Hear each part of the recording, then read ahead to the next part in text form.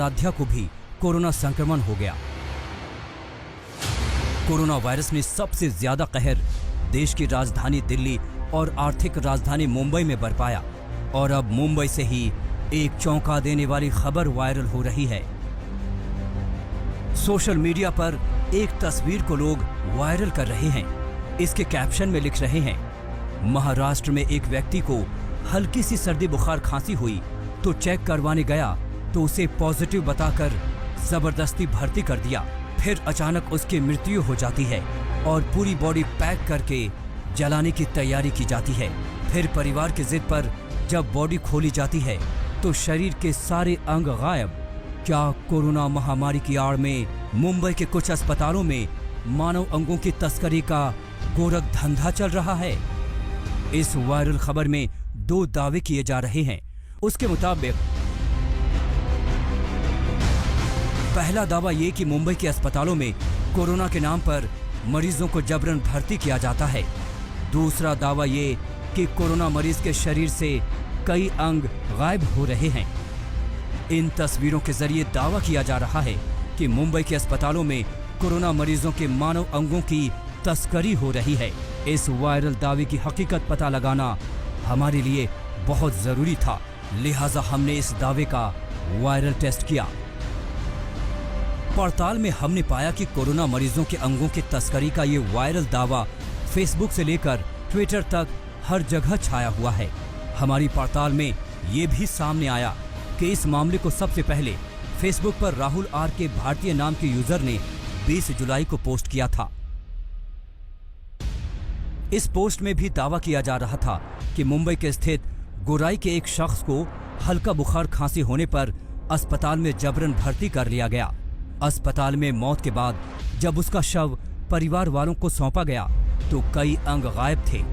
इस पोस्ट के आखिर में दिल्ली क्राइम प्रेस के पत्रकार ओम शुक्ला का नाम लिखा है। पोस्ट के साथ एक तरफ कफन में लिपटी लाश की तस्वीर है तो दूसरी तरफ लाश को जलाने की तस्वीर। हमने इस वायरल खबर की सच्चाई जानने के लिए दिल्ली क्राइम प्रेस की वेबसाइट पर यह खबर तलाशी और ये खबर हमें मिल भी गई। पड़ताल के दौरान हमें नव भारत टाइम्स की एक रिपोर्ट मिली जिसमें बताया गया है कि उत्तरी मुंबई के गोराई इलाके में मानव अंगों की तस्करी की अफवाह फैली थी। इस अफवाह से इतने भयभीत हो गए थे कि बीएमसी के स्वास्थ्य कर्मियों को ही मानव अंग तस्कर समझकर उन पर हमला कर दिया था।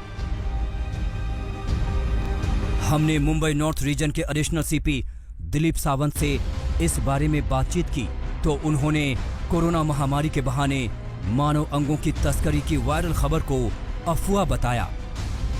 हमने इस खबर को अपनी वेबसाइट पर छापने वाले पत्रकार दिल्ली क्राइम प्रेस के पत्रकार ओम शुक्ला से बातचीत की। ओम शुक्ला ने माना कि यह खबर झूठी थी। ओम शुक्ला ने खुद फेसबुक पर भी अपनी गलती मानी।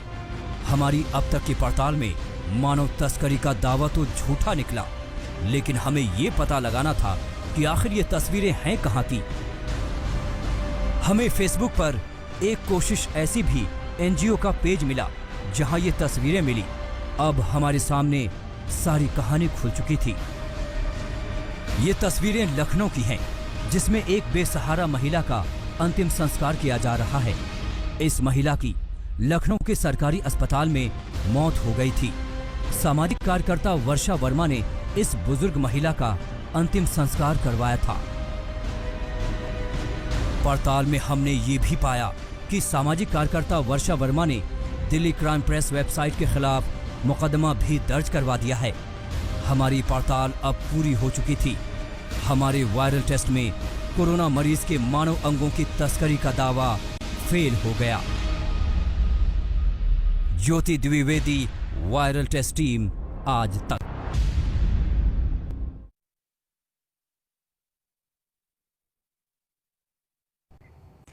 चलिए बुलेटिन में आगे बढ़ते हुए अब आपको हम लेकर चलते हैं पहाड़ों की तरफ। हालांकि पहाड़ों की खूबसूरती किसका मन नहीं मोहती, चाहे मौसम गर्मियों का हो या पहाड़ों की बारिश देखने का शौक आपको हो। लेकिन क्या आपने कभी सोचा है कि पहाड़ों में सुविधाएं कैसे पहुंचती हैं? मसलन कोई सामान अगर किसी दुर्गम पहाड़ी क्षेत्र तक पहुंचाना हो तो कैसे इंतजाम करने पड़ते हैं। हमने की है इसकी पड़ताल और जो ये वीडियो आप देख रहे हैं ये सोशल मीडिया पर भी वायरल हो रहा है। जरा इस वीडियो को देखिए और पहाड़ों की इन दुर्गम परिस्थितियों को समझिए।